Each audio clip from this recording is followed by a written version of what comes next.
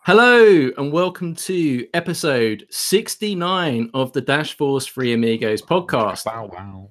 I'm Mark Mason, and today we're joined back by Brian. How's it going, Brian? Excellent. Excellent. And Joelle, you've been busy bunny today. You've been away from the shop. How's it going? This is my second coffee, so should tell you enough. It's fully energized. And today our special guest is Dash Core Group CMO Fernando. How's it going, Fernando? Hey, Mark. How are you doing? Great. Yeah, thank you. Fernando's been an absolute legend and agreed to come on as a guest as a last minute, as we had a cancellation, had to switch some things up. So massive kudos to Fernando for coming on. So we don't have a plan. We're going to go completely unscripted as always, but we all know each other quite well anyway. And in the land of Dash, everything is always interesting and exciting. So I think first off the bat, I know everyone's thinking about it. They want to update about the Dash website redesign. yeah. When Moon, when Evo, where Evan? I'm joking. Give us an update about the website. Yeah, the website is being designed at the time. The project kept getting bigger and bigger. In the beginning, it was like a revamping to apply the new branding. Then we decided, hey, it doesn't make any sense to do just some light refreshing. Let's touch the structure, because the website we have right now is being on for a lot of time, and the information is not probably in the right place. It's difficult to find things for especially for the average user that needs to come in very fast. So we started touching the structure. Then we said, hey, let's change the platform, because the current one is a terrible pain to operate. We need you need to fork the repo. If you want to correct a typo, you would need to fork the repository, install some software, some development software in your computer, sync with your fork, do the changes, sync back with your fork, do a pull request, and it's terrible. So in the end, and it breaks all the time. So in the end, you need a developer to correct the typo, which doesn't make any sense. So we said, okay, let's change the platform. And now the last addition was, hey, we're doing everything, so we really need to tweak a lot the messaging, because we have a lot of value propositions that are not really defined, and we need to start doing some marketing towards developers, because Evo is coming, and we need to build our developer community. And we have a business development strategy just released recently, and there are a lot of interesting messages that we should be able to instill into the website. So in the end, it keeps growing. I think finally we are at the scope of the project that we wanted. The design is quite advanced. What we are doing is breaking it for different audiences. We think there are 4 very big groups of people that have very different interests and require different experiences when they contact with Dash. First is individuals, the users. The average user doesn't need to hear about payment processors, doesn't need to hear about proposals, doesn't need to hear about code. So he needs to have a very smooth and easy experience. Then businesses have different needs also. Developers is a third group. And the fourth group, which is hugely important, is the community. There are things that are very interesting for the community, but the average user, the average business don't really care. So we've defined those 4 tracks in the website. For the time being, it's just going to be one website, dash.org. In the future, I think maybe we end up moving to something like what Apple does. Developers.apple.com is a completely separate website. There is no link in the homepage of Apple that takes you there, because but for the time being, one website, the 4 experiences. We have all the design close for that first level of navigation. We're working on the second level of pages. Some of them are already done. The technical solution is already agreed upon between the infrastructure team and the provider. They are going to start building probably next week. So in a month ago, I was hoping we would be finishing late September, early October. I think probably the design is finished by then, but then we also need to translate, that I didn't count on, also because it's a production side very. It needs to be tested a lot, so we're going to be doing some QA. So I'd say October, but it needs to be not later than that. We're still also working on some wording about how we sell Dash to a developer. For example, we're working with our developers on that. And because that's not their priority, they need to be coding. The times sometimes don't match a lot. We've worked a lot with the business development team to polish the business side of the website. So I'm pretty confident it's going to be finished very soon, and it's going to be deployed in October if things go well. If suddenly QA finds a terrible flaw in what we get, then we'll need to get back to something. But and translations should not take very long, because the current website has a lot of the content already, and the platform we are using for translations have some AI behind, so it finds the most similar sentences, and the translator just adapts very quickly. So pretty confident. And also we're doing it, and I mean, in current budget environment, we're doing it in a very cost-controlled fashion. That's also make things slower. I mean, they always say you can have good, cheap, or fast, and you can only take two. So we are taking cheap and good, and probably speed has been slower than we expected. Most of the work is being done internally. The strategy team is being great, and the marketing team and also business development is helping. Developers are helping. We have a lot of meetings around it, a lot of time put into it. I'm pretty happy with the result. It's not about bells and whistles. It's not something flashy. It's the messages we are doing. There's a lot of thought behind the messages we are putting in there, the order of the things, how they come through. That part that it's more. Let me put my space. Yeah. Okay, I just want to get inside your head for a second. So the website's been redesigned. So what didn't you like about the old website, and what did you want to change? What did you want to prioritize in the new one that's different from the old one? The first thing is the structure. I think the current website is good. I mean, I've been involved with it too, and I think it was good for certain time. But if you are a user, you get there and you may get lost very fast. You don't really know where everything is. You need to spend a lot of time navigating around. If you are a developer, it's the same. Also, there are many places where you go directly to the wiki, and we're trying that you at least get 2 levels of at least 2 pages inside the website before you are sent to the wiki, or to discover Dash, or to other places that are very important and have great information. But if you come to Dash.org and you are sent to a wiki, the first link you click, that feels weird. And the structure is not optimized. So with the information we've got and what we've learned in the last couple of years, we thought we could optimize that much more. Also, we've had a lot of experiences with businesses, what they look for, what are the things they really care about, and what are the things they don't care that much about. Developers, now that we're going to put a lot of software out there, and it's going to be open source, and there's many new things that developers can do in our ecosystem, all that information is not in our current website. So it was the time to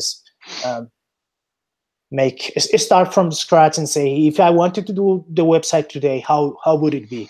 And we concluded it was easier to start from scratch than really changing everything. Also because the platform, as I said, is very developer friendly, but not human friendly, and we need people working on the website day to day.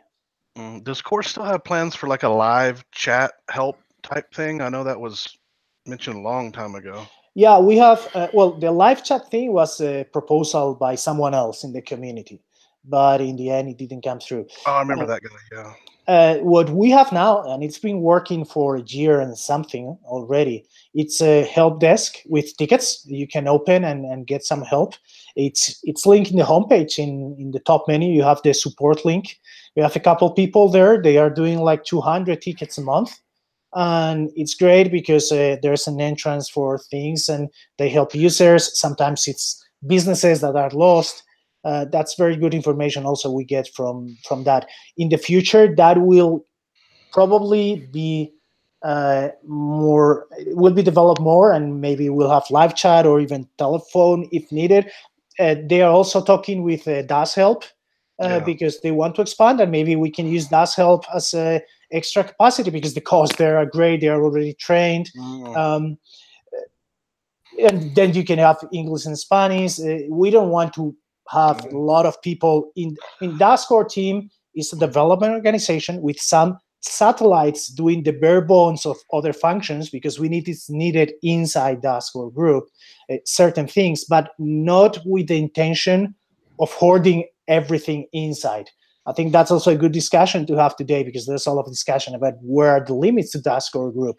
We don't want to do everything in the functions we have. We want to be there, do certain things, help the community with other things, or maybe completely look the other side for other stuff. So in support, it's important that that first level, we believe it's there because in software that's so experimental, the contact with the developers, I mean, being in the same office, Slack in our case, but I mean, talking day to day with developers, sometimes there are things that come up in software that you need to talk with the developer. That's not the ideal situation when the software is mature, but right now it is. So that's why we think having customer support, I mean, we have it from a long time, but it makes sense inside, but that doesn't mean it has to be the only customer support experience. Yeah, I thought I saw some kind of collaboration that, with the Venezuela Dash Help guys. Yeah, that would be great.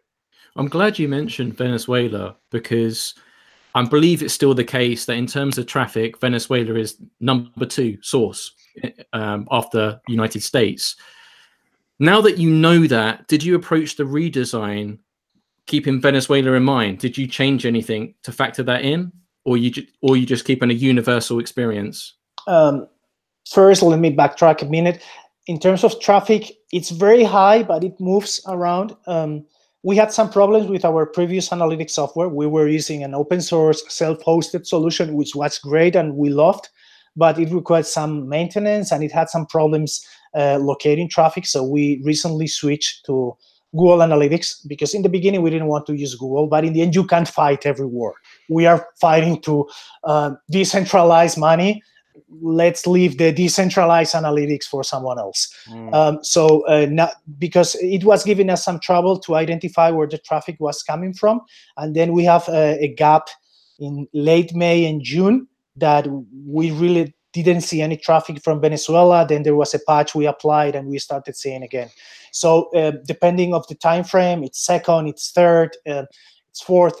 Also, I believe the telcos over there are having to do some weird stuff with the traffic because sometimes it appears again, but the traffic from Spain, for example, has grown a lot. It coincided with the ad campaign we did, but then it stayed around, and there's some correlation with Venezuelan traffic. So I'm guessing that maybe Telefonica, which is is one of the biggest telcos over there, is rerouting traffic somehow. I'm guessing that in a country with such a broken economy, big companies are having to do super weird stuff to stay around. So I can't say for certain second, third, fourth, depends on the time frame, but the intuition is around that. Yeah, it's around there. So having clarified that, in terms of the redesign, it's a universal experience. We don't have yet the resources to do a website per country. We have local language versions, but not country versions yet. Obviously, what we've learned there is important. And in the wording, in the Spanish version, it's taken into account. And we'll showcase certain things in the future. But first version, it's not, because I did an interview with Dashwatch the other day. It's not published yet, I think, but there was a question that was, will we have a Venezuelan version for Dash or for distressed countries? And the answer is not yet. Not opposed to that. We'll tweak certain things, but also the experience in Venezuela is very different from the experience in Argentina or Zimbabwe, so it would require a lot of new things. And also, users in such a situation, I think they are coming through mouth to mouth in their communities, people teaching them. the user that teaches himself is not as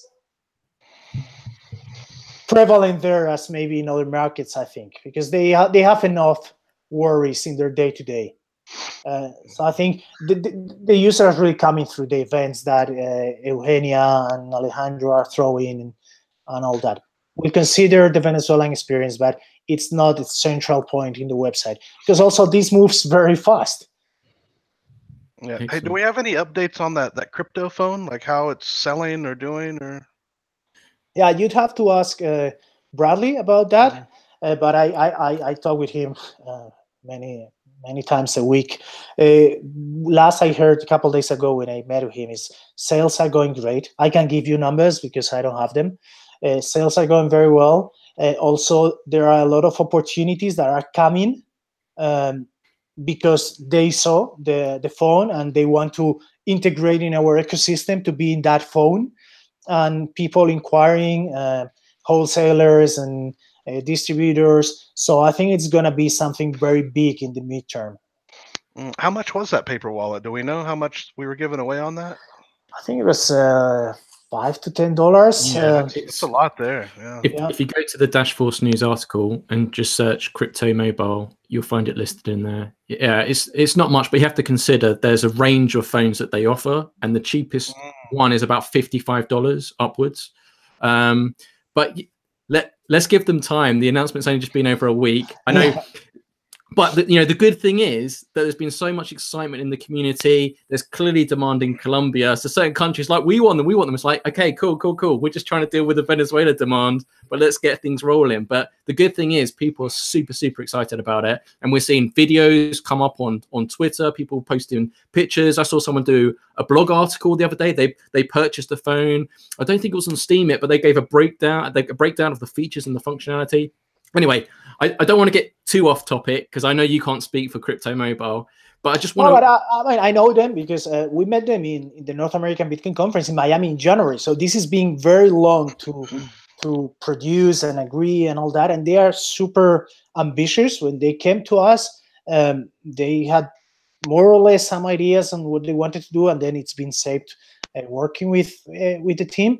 But they have a lot of ideas. They have a lot of resources because they are really professional. So I'm very confident they will get to all those countries because they already sell everywhere.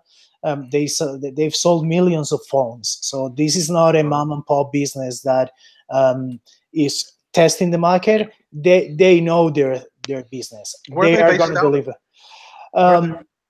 The manufacturer of the phone is Blue, and I believe they're based in China. So anyone that's been in, that watches all these YouTuber tech videos, they've probably seen lots of mobile phone reviews over the years. So the BLU is like the hardware manufacturer, right? And they're just distributing them, repackaging them, and putting them out. So, but like if you're a tech enthusiast and you're up to date with the mobile phone game. If you're familiar with Blue and the mobile phones, so it's like Chinese manufacturer, but they're on top of their game. And it's something. I just want to, before we move away from the website thing, I just want to ask one really, really important thing. So for those unfamiliar, the redesign of the website's been done by a third party, which is great. And you said that, that the mock-ups have been done and the design's looking good. Now it's just being implemented. Right, and being built upon. No, the design is not finished yet. It's not finished. Okay, we're still working on it. I hope next 2 weeks or something like that it should be finished. But they're gonna start to build probably next week. We are finishing the mobile design this week. So next week they should start building. Although some pages are still being designed, but we have the structure and all the main elements, so they can start working on that, and we can cut some time. So my question is that where a third party is designing and implementing the solution, if a month or two down the line you need to make some changes or alterations, do you have the capability within the Dash Core team to update, maintain that yourself, or would you have to go back to the third party? We have we're going to be hosting it ourselves, and the infrastructure team is completely on board. So maintenance and security is not an issue. updating content and producing a few new things in a couple pages we could do internally. If we wanted design, we don't have, we have a couple of UX designers in the team that could work on that, but we are going to keep this company on a small retainer, a few hours a month. We've worked with them in the past in some front-end development. They are based in Hong Kong and New Zealand, and we have people in Hong Kong that knows them personally. We have a very good flow with them. So we are going to have them on retainer for changes we want to do, especially in the first few months. I'm sure once it's out, well, everyone will complain, because whenever you put a new website out, there's always people that would have done it in a different way. And some of them will have good ideas, so we'll probably do changes. So in the first few months, there's going to be some change. The thing with the website, it needs to be live. The current one is a bit stale because it's so difficult to change. This is going to be much easier to change because we're going to be testing messages. We need to do A/B testing. We need to be doing things that we can't do at the moment. So this company is going to stay with us for a time, and because we don't want to hire those capabilities. We want the developers to be doing the code, and website development is not something we need to have in-house. So they'll stay around. If for whatever reason we break with them, technologies are pretty standard. We have everything very clear. We could hire someone else, or we could decide to hire a front-end developer to have in the team. We'll see with time, but we are not locked to anything, and we are not. So it's not a centralized solution, because that would be a bad thing for a decentralized project. No. It's pretty standard technology. It's not proprietary of them. There's some they've worked with our infrastructure team in how to implement certain things. It's not out of the box everything, but everything is pretty standard. We could assume it internally if we need it. For the time being, we prefer to have it outside because they know Dash. We work very well with them, and we think it's safer to have them outside than hiring people for this. There's not that much work. Also, it's maybe a few hours a month suffice for any new idea we have. Hey, we want to change this part and make it look like this, and let's integrate this API. So that's just a few hours. Cool. Joel, do you want to get in? Not particularly. I'm just enjoying the conversation so far. Okay. I've been kind of out of the whole discussion for like a few weeks now on that, and so I'm just enjoying getting caught up on all that kind of stuff. Yeah, I mean, me and Joel often discuss this upcoming web design, and we've got ideas because we're often talking about our own solutions ourselves. And Fernando just talking about the analytics. These were the same issues that Dashforce News run into when I was doing the webmaster reports about 3-4 months in. Originally, I was using a solution that was hosted on our server, but later on, I switched over to Google Analytics because it's kind of the industry standard, and it's easier for other people to digest the information because it's something that they're familiar with. Yeah, and you can integrate with other services better. Yeah, in the end. But so I think I already know the question. The answer to this question. But it's going to be the same domain name, right? Because you've done all the SEO work, all the stuff before. It's already built up and all that history. You're not going to switch lanes and change the domain name, are you? No, it's going to be dash.org. The domain is very good. I mean, the network paid good money for it, and as you say, SEO is great at this point. And most places, I think, for most people, we are number one when you look for Dash. Now that the Kardashians are more or less out of business. Yeah, that's good. I noticed someone purchased fernandosmilkshake.com, so I just wanted to double check that. Which reminds me, a really, really important question. So for those that didn't get the milkshake reference, Fernando is famous for once saying that Dash's milkshake brings all the best devs to the yard. But one thing that we don't know is, Fernando, is that if Dash was a milkshake, what flavor milkshake would it be? Blueberry? Blueberry, that's what I was going to say. Banana? Deep. Chocolate? Yeah, you got to think about it. You got to think about it. Maybe it's chocolate because it is, after all, dark. Yeah. Oh, dark, yeah. Maybe like dark chocolate fudge. Or hazelnut, bit nutty. If we were milkshake, I'd say maybe blueberries, you're right, or vanilla with something easy. Dash is easy. It's user friendly. It's not something complicated to digest. We don't want to be something super just for minority. We want to be for the masses. So if we are for the masses, we should be vanilla, I guess. And blueberry is good. Actually, vanilla is good because vanilla goes with everything, right? Yeah. Yeah, that's good. Can't go wrong with vanilla ice cream as well. Like that's excellent. But although blueberries are good for you as well, though, so I'm told. Yeah. What will we do for the lactose intolerant? Hemp substitute. Right. Well, that's Dash for nobody because nobody wants that. So are we all website out now? So we can close that chapter. So while we've got the opportunity of Fernando being here as the CMO, yeah, we can ask him what's up with Evan these days. Pressure. No, I don't know. I know I know very little more than you may know. He jumps from Hong Kong to Phoenix. He's doing his own stuff in private. He's super private. He's got also a lot of pressure. I mean, he's been in the eye of the project for a long time. I remember in 2014 when we were discussing how the project could grow, and we were gonna create the foundation and a few things. And he was like, "I'm not sure I want to manage anything." And I remember having one conversation with him saying, "Dude, at this point, Darkcoin is 7. So you need to be managing and you need to be at the top of the project. In 2 years, you can pull a Satoshi if you want. But right now, you need to be there." And he didn't like the attention from the first day. He did it because he wanted the project to succeed. So at some point, when he was comfortable with the team he had created around, he preferred to step back and do his things in parallel and all that. And that's how it is. And I know he's in close contact with people like Andy, for example, because Andy also lives in Hong Kong and they spend a lot of time together. He keeps an eye on where the code is going. In developer workshop they did late 2017 in Hong Kong. He showed up. He met the developers. So he's involved, but from the shadows. And I think we need to respect that. I barely talked with last time. I don't remember the last time I had some contact with him, but I'm good with him. I know he's there. If the developers need him where he really can add value, he's there for them, but he doesn't want to be in the spotlight. That's interesting. Can you confirm or deny if Ryan has asked Evan if he wants to trade places recently?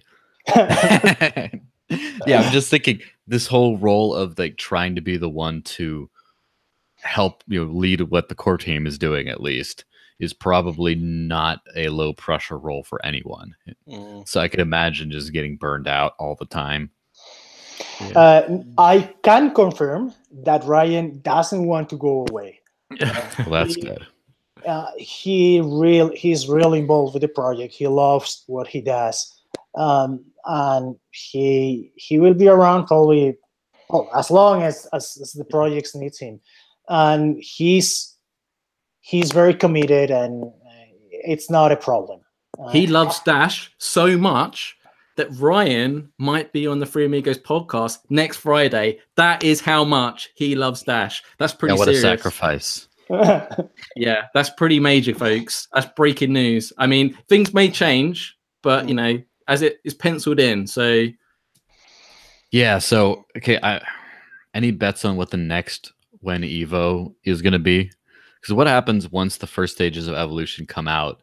Of course, people are always going to say, like, when's the next little thing coming out? But what's the thing on the horizon? People are going to be like, when Moon met Lambo, and then everyone has a Lambo on the moon. Then what are they going to ask for? Yeah, well, the evolution release that is scheduled for this year, it's minimum viable product. There's only some of the features in there. Bob explained in the quarterly call the features it includes, but there are other features that come after that. So after evolution, it's more evolution. There is a lot of work to be done. There are things in the plan that can have the developers busy for a very long time. We are starting to work because all these things with the roadmap and the new CTO that was a bit delayed. We published the roadmap in August. I know Bob wants to do some updates now that he's in 90 days, as he said back then. I don't know when he'll do that, by the way. But now we are, well, when I say we, it's the team, because many of these things are discussed with everyone involved. We have team meetings with all the functions, trying to coordinate and giving their opinions on certain things. So in terms of everyone roadmap, obviously they have the lead there. But we're also already working on the next quarters in the roadmap, because the releases that need to happen this year are pretty clear. The steps needed are perfectly defined. There are several releases in the middle. It's 12.4, but in reality, I mean, it's testnet, then it's mainnet. There are many stages there that need to happen, and that's very clear. But the team is already working on the next phase, Q1, Q2, 2019, because there are features that are not placed in the calendar yet. So, but at the moment, the developers are super focused, super pumped, putting out 12.4 very soon, and then moving to the real to Evo. Although 12.4 is huge, but yeah, these next months are super intense.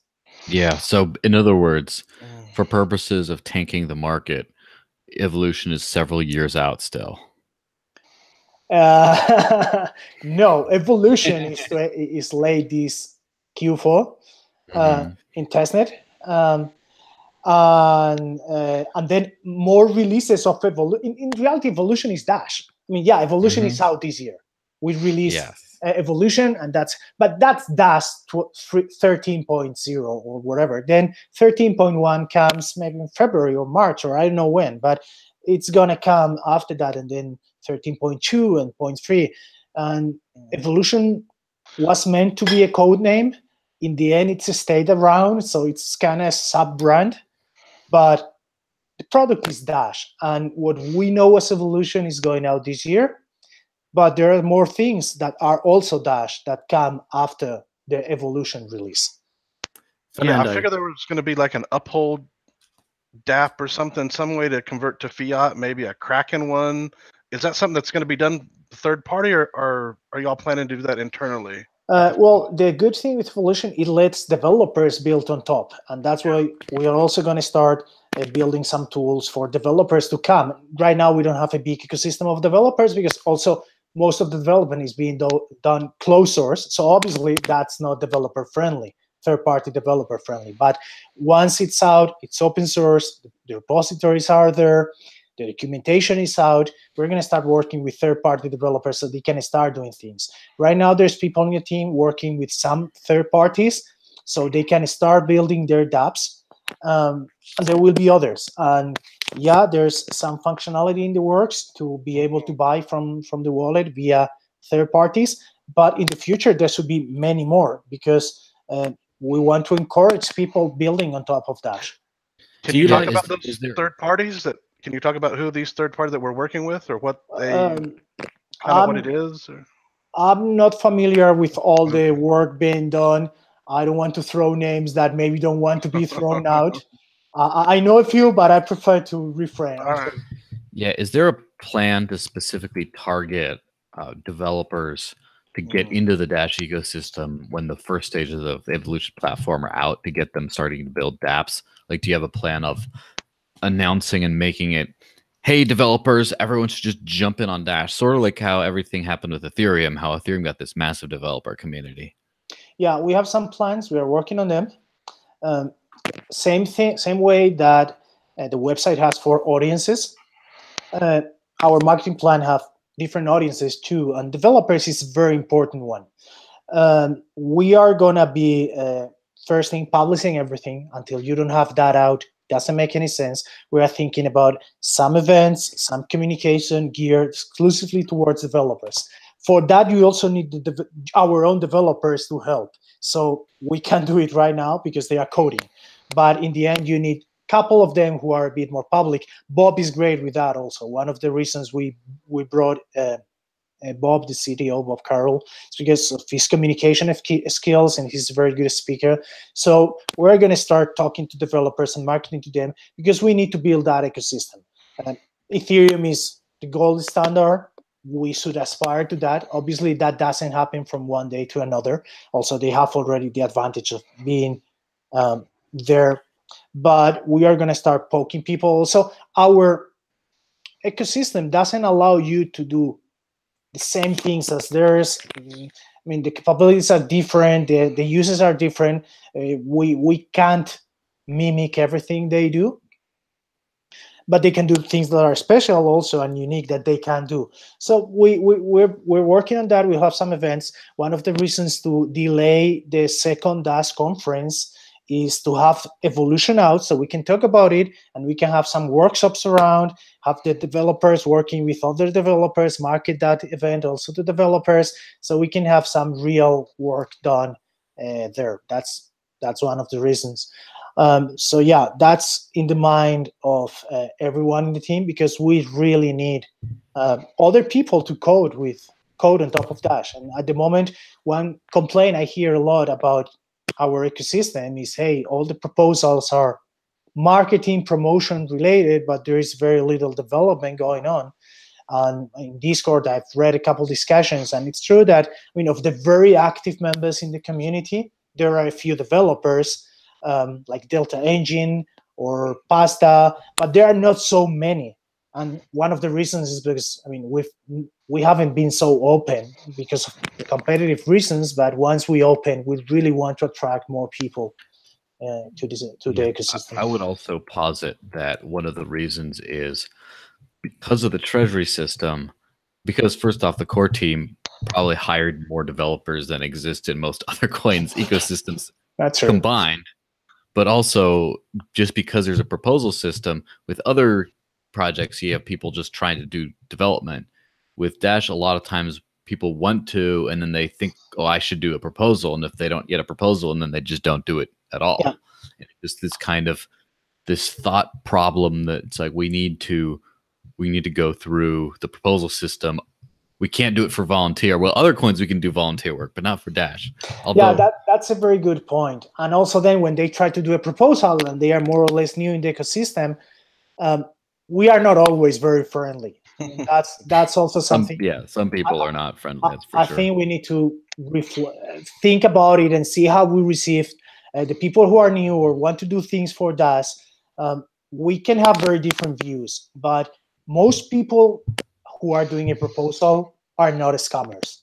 They really want to work for Dash, and we may not agree with what they want to do.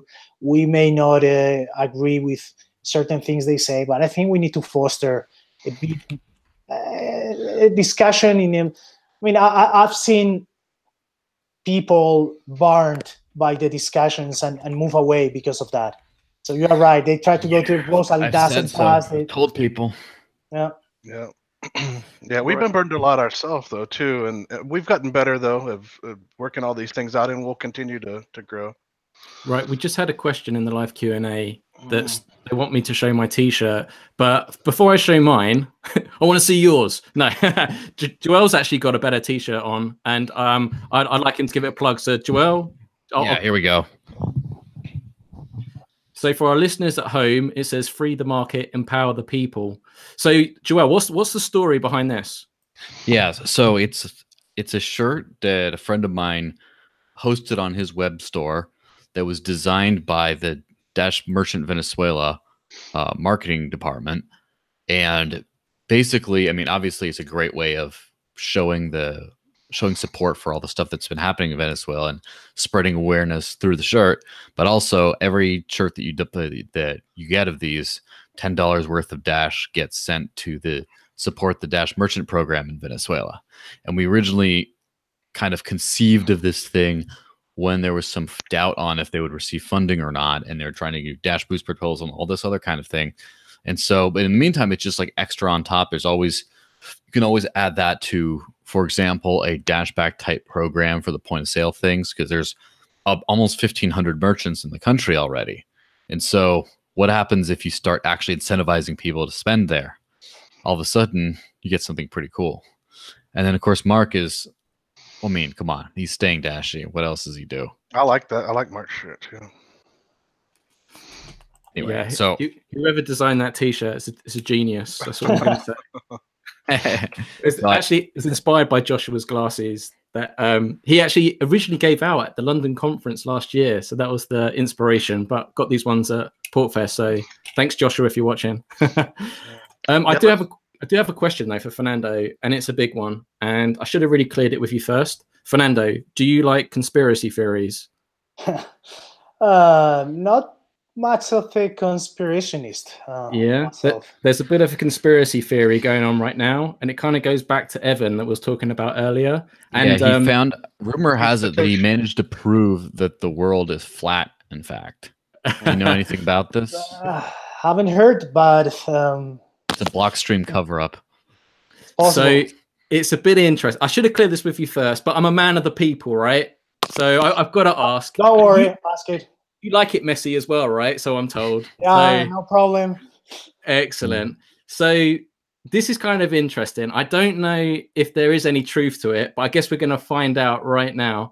So earlier on in the week, there was a Twitter account that popped up with some new mining hardware equipment. And the Twitter account is called @Spondoolies2. And where the conspiracy theory comes from is that one of the last Medium articles that Evan ever did was he was talking about working on open source ASIC hardware. Now, the conspiracy side of it comes from is that this newly launched Twitter account only has one post on it, but all the followers, which aren't many, they're all core leadership and they all joined at the same time.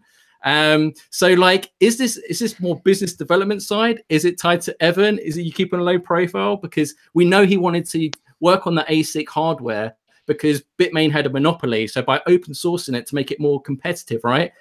Free the free market. But I mean, like, is there any truth to this? Come on, man. No, there isn't. I'm sorry. I love the conspiracy. I've never thought that could be analyzed in that way. We don't know who these people is, at least I don't. And probably the fact that we are all following it, it's Twitter, man. I remember I followed that account because I read an article about this machine going out, and then next day Twitter in the highlights said Ryan and Eugene followed this account. Do you want to follow it? And, yeah, of course. And then I guess because I followed, other people in the team got the same highlight from Twitter. So probably it's all been a Twitter accidental thing. I'm sorry, but I don't know anything about this hardware. Yeah. I'm just interested because the specs are crazy. Yeah, it's very that I think that was what sparked it, because Bitmain's has such a monopoly on mining hardware. I should know, I used to own a D3 miner, but I mean, like, when this came out, I mean, it's a really good bit of kit, and the specs, it's almost like too good to be true. But like, I think where people were sharing screenshots, because all the original followers, just like the core leadership team, and it's still only got one post. I think they've got about 100 followers now, but the original like 7 followers were all core leadership. So of course people started asking questions, because they're like, wow, like Bitmain's had such a monopoly for such a long time, and then this piece of equipment's just come out of nowhere and it's just trumped everyone else. And like, no one knows the backstory, and it's Spondoolies2 is a kind of, you know, strange name. Yeah, I think it was Strophy who posted that article in our Slack. So I'm guessing a few people read, they decided to follow the account, and then Twitter went crazy and started suggesting us, and that's the reason. I had not even realized many of us were following. I remember seeing Twitter tell me that it was Ryan and Eugene, I believe, because I guess they were interested because the specs look crazy and we don't know about them.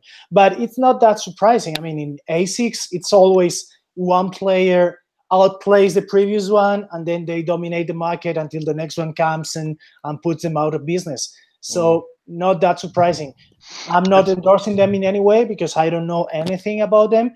Maybe the mining business is a really tough one. It's full of scammers, of not delivered or late delivered machines. So I don't encourage anyone who has not been involved for a while and know his stuff to really buy things, especially from an unknown manufacturer. I don't have any reason to suspect, but I don't have also any reason to trust. So do your homework, but not involved with us in any way. Is there a price? They didn't put a price, did they, on that? I did see the price somewhere. You can shop and you can pre-order it right now. It's $15,500, and for the miners out there, it's 540 gigahash. So it's a serious bit of equipment that only really, when the D3 miner first came out, obviously you had to order in batches, and I think the first batch came out last year in September, and they rolled them out on a bi-weekly basis. And I think when they first came out, they're about $1,200, and then slowly, gradually, they go down as the price goes on. As time goes on. So the D3 miner was quite accessible to a lot of people. This bit of equipment is quite heavy duty, and so I can see lots of big mining farms buying into this. Who knows what Bitmain's got around the corner? It's almost been a year now since the D3, so the D4 could be dropping anytime soon. We know that Bitmain are opening mining farms in the US and all sorts. And from the recent, or fairly recent, Dashforce news article, that Bitmain hold quite a significant amount of Dash as well, as among other cryptocurrencies. So the mining game, I would agree with Fernando. Unless you're experienced or you do a lot of research, don't just look at the calculators, because hash rates and difficulty changes a lot, and you can get burnt quite easy. And you need to look at those calculators. If we had the Venezuelan people on a few weeks back, and obviously electricity there is pretty much nothing. It's like essentially free. But in the UK, electricity is like super expensive. So, really, really do your due diligence before jumping into mining, because it's not for the faint-hearted. Yeah. Before we start to wrap up here, I had a marketing question. What is going to be the next big marketing push?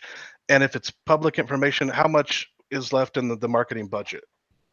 Yeah, the big marketing push right now, we are almost without budget, so we can't really do. We are focusing on the organic things. Social media, PR, our own channels. We are not going to be doing big ads or anything anytime soon, or producing big shows, because the budget, it's not really at that point. We are planning some activities around Evo launch, about Evolution launch. So by the end of the year, maybe January, it doesn't need to happen on the first day Evo is out, because also probably in most of our releases, there's a second release very close, because when things hit mainnet, they find new things. But around Evolution launch, there will be some push, but nothing super crazy in terms of flashy, because there's no money. The budget, I can tell you big numbers, but the big proposal that in the end we didn't spend, because we saw that things were going very bad in the market and we prefer to be super conservative, that in the end amounted to around 200 and something thousands, 250, 230. But we've been paying a lot of stuff, so we didn't have to go out to the market to the budget for things like the website is being paid from that. We merge budgets, so we are paying some travel from that, some conference expenses, because we are doing. Now in October we have another developer workshop scheduled. So they get together again and do some work before launching Evolution. So all that is being paid with those original 240, 250, something like that. So unallocated, a few tens of thousands. It's very small. We are being extremely conservative because of that. There's some more money in the coffers, marketing related, but it's gonna be spent in these things I'm talking about in the next couple months. So we have very low budget, and we are focusing on the very organic things. I would like to go to the network at some point for some more budget, but it's all gonna be, unless the market goes up again very fast, we need to reduce our ask a lot and focus on maybe some producing some videos, doing some very small control campaigns, but we can't really plan for big things because there's no money, and there are other projects in the network that are doing great. So money should be spread. Did that proposal pass to merge the different budgets? Yeah, I did. Yes. Okay. Yeah, it was to merge marketing and conference and travel. So because so that way we could reallocate some money there and pay for things that were already in the books and needed to happen, and that way we could use part of those funds. We are also supporting a few small other community projects that needed some help, and we could work together on them. For example, in Venezuela, I talked to Alejandro. This small campaign, they had a Dash Boost proposal to do some influencer marketing over there. So he talked about it with me, and we said, okay, I can put also some small amount, not much, but let's work on it, and we share some data because I'm sure what's gonna come from there, it's gonna be interesting. So maybe with the Dash Boost proposal you start, and we can prolong a bit more. But we're talking very small amounts in general because of the budget situation. It's what it is. Yeah, I thought there was collaboration in Venezuela. Were they helping with the signs, the billboards? Is that what it was, or was it something else? No, it's an influencer campaign in social media that it's gonna start soon. They are working on it. So it's basically hiring a few local influencers in social media to talk about that and deliver a few messages, and then see how that works. And the thing with this, it's very low cost. I think it was the Dash Boost proposal was around 15 Dash when Dash was at 150. So we're talking, I mean, $2,000-3,000. We'll do something similar to make it a bit longer, so we can work with the data more, and that data will be useful for them, for us, and that kind of stuff. So that's where we are doing the marketing budget, but it's very controlled. So we are focusing, but that's not a huge deal. I mean, obviously, I would like to have more budget, but if you have the people and you have the project and the good stories to tell, we can do many cool things in social media, with PR, with our own channels, with the community, and really push the message. I mean, we need to be optimistic. I mean, we are worse than where we were in January, but we are way better than where we were 18 months ago.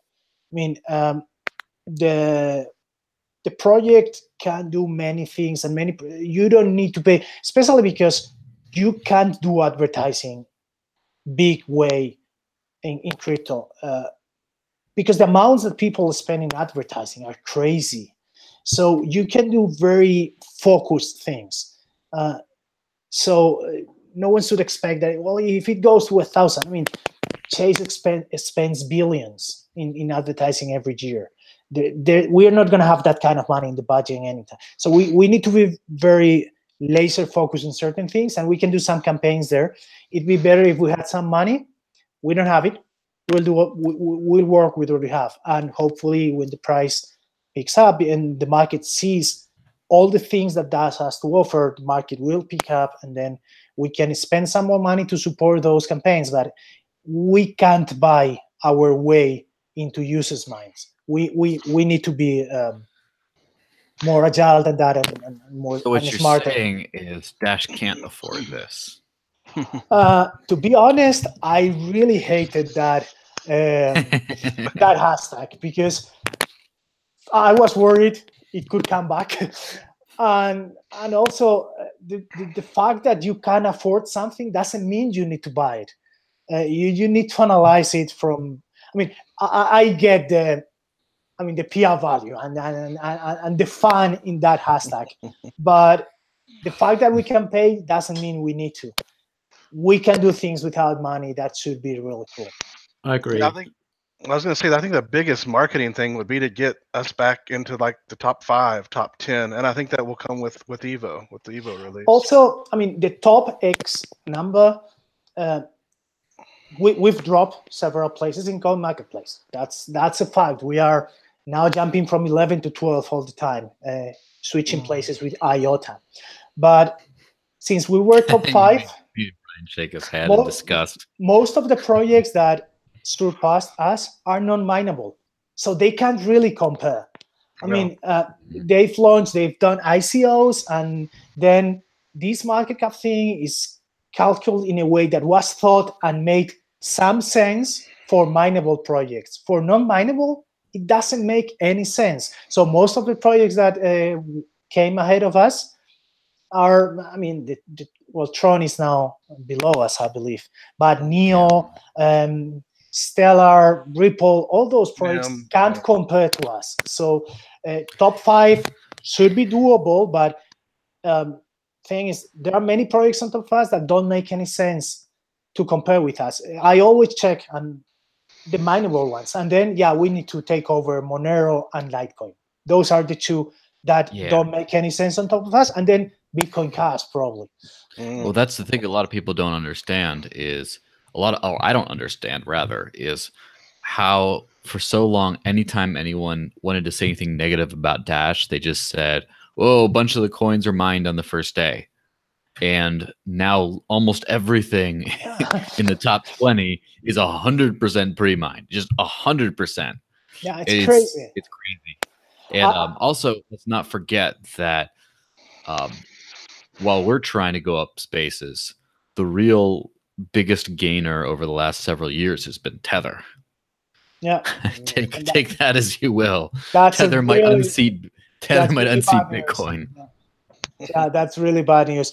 I think, it takes some time. I think we have the most solid project in crypto.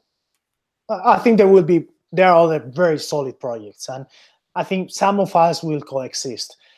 We've seen other waves of projects coming and going, and Dash has always been around. Same thing that Bitcoin, same thing that a few others. Ethereum, I don't like many things they do, but they are an amazing project. So there will be a few up there. Comparing them in terms of market cap makes little sense. What Joel said about pre-mines, it's crazy. Recently, I tweeted about a fund that had created an index that excluded every project with a 30%, with more than 30% of the coins controlled by a central entity. And many of the projects on top of us fell off that list. And we're talking 30%, and we got crap because the first 48 hours, it was 1.5 million, I believe. So that's around 15 to 20%, and those have been distributed many times. So yeah, it doesn't make any sense that people gave us crap because of that, and then they gladly accept project like EOS. Yes, of course. Well, I myself, like plenty of us, would love to. I blame Charlie Lee for most things. I mean, isn't it true that the bug that originally caused some of the mining issues was from Litecoin's code? Yep. And the reason Litecoin had all these bugs in his code is it was abandoned for years by the guy who just made a pump, basically a shitcoin copy, just in order to anyway. Yeah, so and basically, we had to port back and refork from Bitcoin because his code was so bad and so abandoned. But yeah, that mistake came from Litecoin because Darkcoin was originally, or Xcoin was originally a fork of Litecoin. So yeah, he's to fault. Yeah, I'm happy with blaming Charlie Lee. Yeah. Well, he's guilty of many things, so he can take it. I just want to jump in here just to back up Fernando, what he's saying here. I too also use the non-mineable filter, and Dash is number 6 in the coin market cap. But just to back up what you just said about that crypto fund, Dash has the best distribution than any other cryptocurrency listed on Are We Decentralized Yet? And I've just dropped a link in the chat of a little chart I made last week and tweeted out. So the longer the time your cryptocurrency has been out, the longer that you've been out, the greater the distribution should be. Dash is currently about 14%, which is the best one that's listed on there. And it has a lot on there. It's probably about 30 different cryptocurrencies. Litecoin is about 40% in terms of percentage of money supply held by the top 100 accounts. Even Bitcoin is higher than us. So when you look at the facts and the data, numbers don't lie. And Dash is number 1 in terms of distribution. And people always talking about the pre-mine. There was no pre-mine with Dash. There was a fast mine due to a Litecoin bug, which was quickly resolved. But when you compare the amount of Dash that was mined compared to what Satoshi had, what he mined, it's what opportunist fuzzers use in order to deceive and mislead others for their own financial benefit. those that can look beyond and do their own research will quickly see that based on analytics and data, that Dash is top trumps. People say that Bitcoin originally, when it first came out, was, it was valuable because it was useful and it's scarce. Well, Dash is more useful and it's more scarce, and we have better distribution. So yeah, the proof is in the pudding. Monero has its own distribution issues too, and they're the biggest, complainers. And when I started looking into it, I kept uncovering more and more and more, and they have horrible distribution issues. So they had this flawed mining software openly available for everyone, while some developers were mining with an optimized one and ripping everyone off. So it's like, what are you talking about? And their emission rate was really high too, very hyperinflationary emission rate. So on top of the crippled miner, yes, they had it was like 3-4 times as fast as Bitcoin, Litecoin, Dash. It was, Yeah, it would be interesting to see despite what Dash's initial quick distribution for like the first couple days, Dash still has a very relatively low percentage of its coins created so far. It's like 40-something%, whereas something like, actually, let me actually look up the actual numbers, but it's funny because people say, oh, so much was by the early miners. Well, not that much. There's still just a lot that's, And also, if you look at the information, I was not there in the first few days. Mm-hmm. Too bad. Yeah, 44%, and then 72% of Monero's supply is out already. Yeah. Yeah, but none of us were in the first few days. But if you see the graphs and analyze the addresses, because it's being done, all those coins move very fast. There were people selling coins for cents. You paid a few dollars for several thousand coins.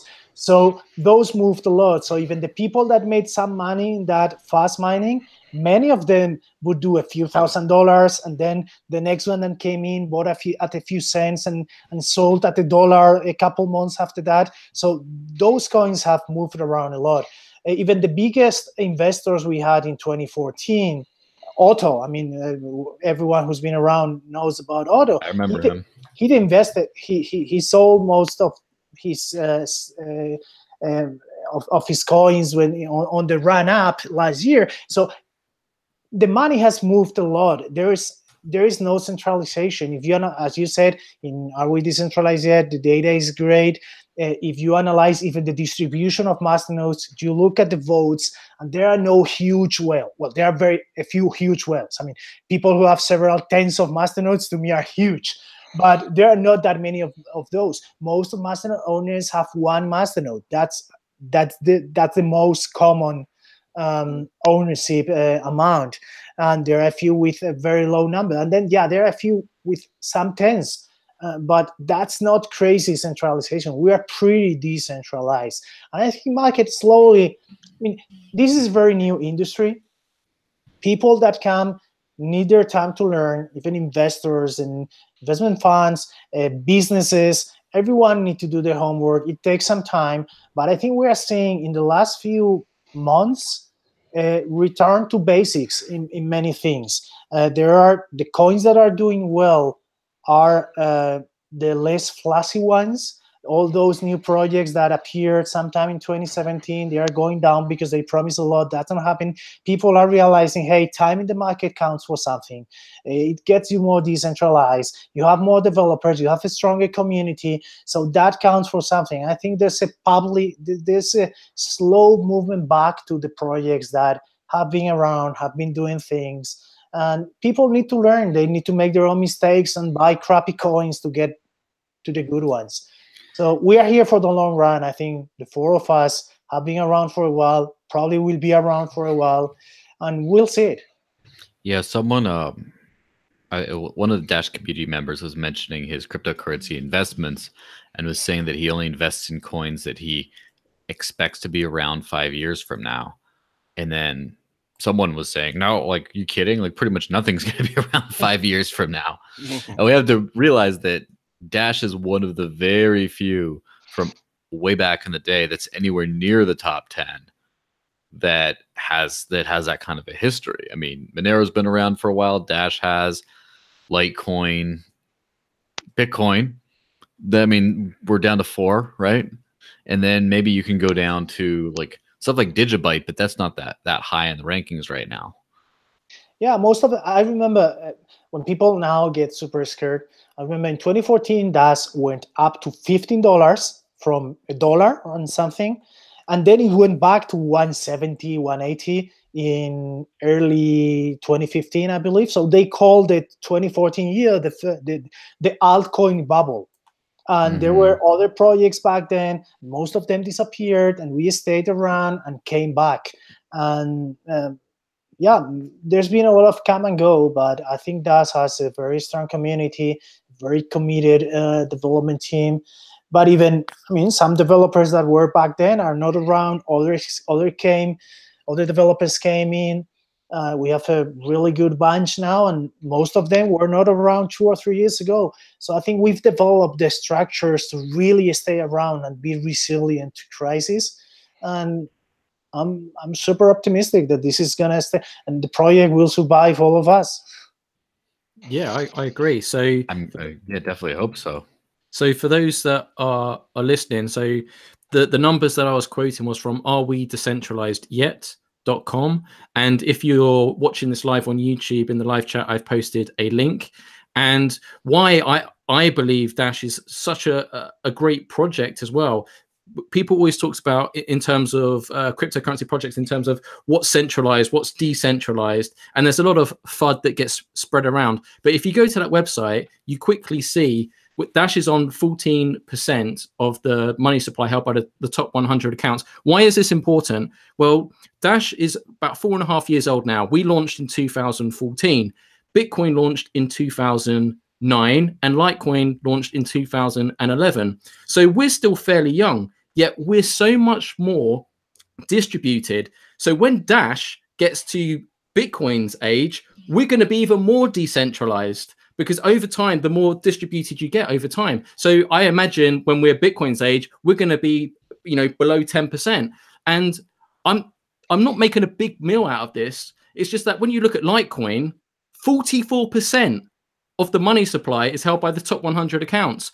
Ethereum, 34%. Ripple, 81%. Stellar, 95%. These are huge. Cardano, who often, famously researched our governance and built their governance system fast. 40%. They come off. IOTA, 62%. Neo, 70%. So even these ones that look to our solutions, they're so high and so centralized in terms of ownership, in terms of distribution. Dash is the best out there, yet we're still so young. So when we get to their age of their projects, we're number one in terms of distribution. And I don't think we sing this, sing it loud, sing it proud. Because yeah. And I'll tell you the reason why it hasn't been sung that much, other than no one seems to pay too much attention to Dash outside of Dash, and the people inside of Dash kind of know and don't have anything to prove.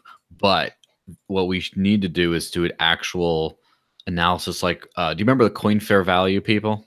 Yes. There needs to be some kind of a decentralization index that goes by how long a coin has been around, how much supply has been produced, how much has been in the hands of how many people, all that kind of stuff. How many merchants?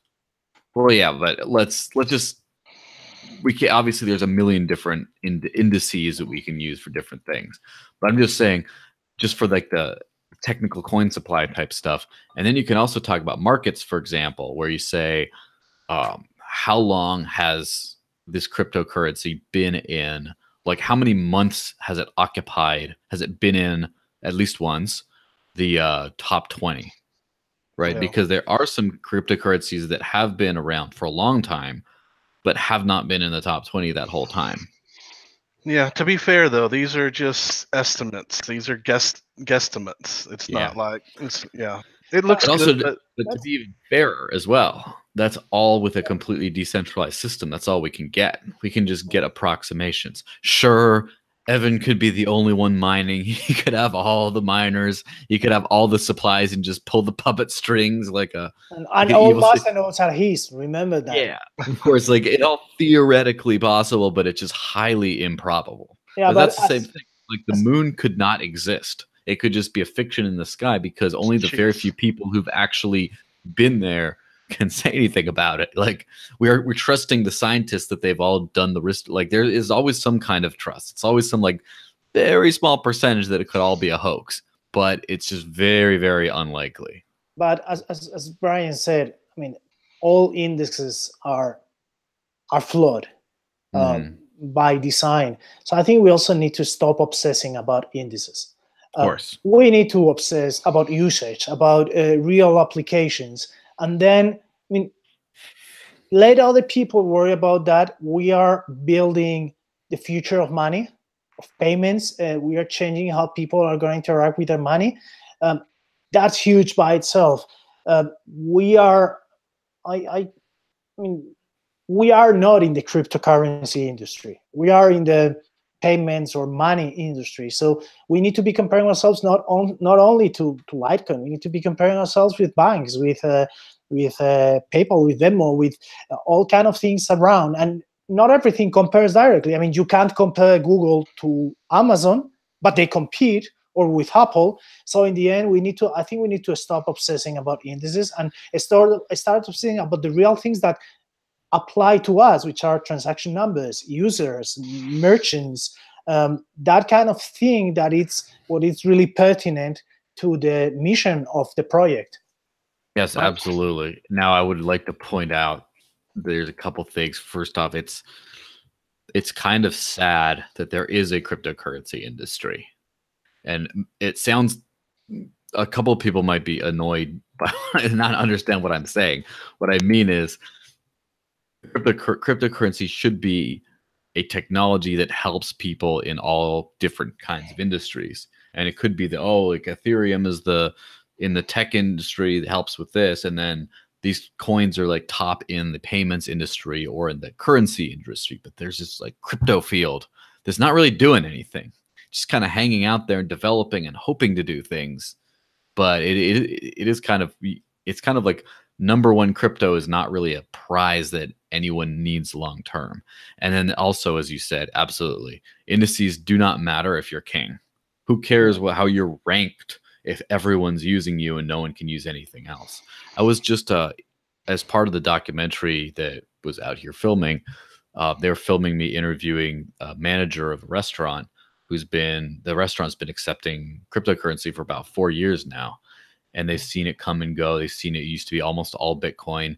And then they accepted Ethereum, Litecoin, Dogecoin, Bitcoin Cash, a whole bunch of others. And right now they only accept Bitcoin and Dash. And Dash has passed Bitcoin a long time ago. Almost no one ever pays in anything that's not Dash. And I mean, obviously some of that is because of the Dash back program that recently has started to actually incentivize Dash transactions. But it's you can kind of see this over time, and eventually it's like, oh, well, I want to pay with, well, no, we don't take that. We only take Dash. And then it's like, well, but what about the decentralization index? Well, what about the fast mine? It's a pre-mined scam shitcoin. Well, who cares if that's all you can use? Like, no one's going to care about these things. This is like, those are nerd arguments for just the cryptocurrency industry, which is not even really relevant. That's the sad thing. I mean, it's nearly been a decade now since Bitcoin launched. A decade. And when that white paper first came out in 2008, it was focusing on a solution to a problem because Bitcoin launched during the financial crisis. In fact, in the Genesis block code, it refers to this with the Times article. And I agree with what Fernando said. Nearly 10 years on, no cryptocurrency has had mass adoption in terms of payments, peer-to-peer electronic cash. The exciting thing for me for Dash right now is that we have over 3,000 merchants. If we carry on at this rate, by the time we get to Christmas, we're going to have close to 5,000 merchants just on the current trajectory we're going at right now. In Venezuela alone, we have 1,450, actually more than that, but just to round up the number, and a large concentration in Caracas, right? Which means essentially we've nearly taken over a city, and we're showing no signs of like slowing down at all. So in terms of real use as a payments solution in the cryptocurrency sphere, and the solution to the problem that it was created for, as the Genesis block in Bitcoin alludes to stay away from the illusion of fiat currency, Dash is ticking all the boxes. And while others are on cruises debating Bitcoin versus Bitcoin Cash and ideologies, we're focusing on putting our heads down and building and actually focusing on true adoption, user and merchant adoption, and providing on utility. So I think Dash ticks all the boxes. And also with the developer thing as well, like, we're going to have, we always use the motto, cryptocurrency your grandmother can use. I can see cryptocurrency being used less and less actually in the future. I think initially cryptocurrency was a buzzword, and then blockchain become a buzzword. I can see people using digital currency more in the future, the more adoption we get into the mainstream. Dash is doing everything right now. We've got everything to play for. So don't get down in the dumps when you look at the coin market cap thing, because just look at what we're doing. Look at what we're building. While others are debating, we're building. So don't sweat the technique. The dashing in is a happening. With that, let's wrap it up. That's good. Cool. Okay. All right. So what we got it going after this is, first off, you got to remember that this is on iTunes, Stitcher, SoundCloud, all this kind of audio only format. So if you're an audio only kind of person, and I know there are a few of you guys out there and gals, then all those links will be posted in the post to this, which pops up every Saturday when Mark Witches is off doing better things, as well as the link to this video to share around. And so also we usually do an after party where you just pop into the Discord channel and start asking around, oh, where's the after party? And then there's 10 slots and we try to fill them up. So with that, be merry over the weekend, stay dashy, and I should have saved stay dashy for the third point. Well, I'd just like to say thank you, Fernando, for coming on so last minute. That was really good of you. And this won't be the last time, surely, right? No, absolutely not. Yes, being me. And also as well, if you missed the start of the podcast, Fernando mentioned that he's done a video recently with Waxman PR with Dashwatch. So that should be coming out very soon. So keep your eyes open for that. That sounds great. This was episode 69 of the Dash Force Free Amigos podcast. If you've enjoyed this video, if you're listening, if you're watching this on YouTube and you found it informative, just do me a favor. Can you like, share, and subscribe? It will really help us out. Hit that like button, smash for Dash, and have a fantastic weekend. And as always, stay positive, stay humble, but most importantly, stay dashy.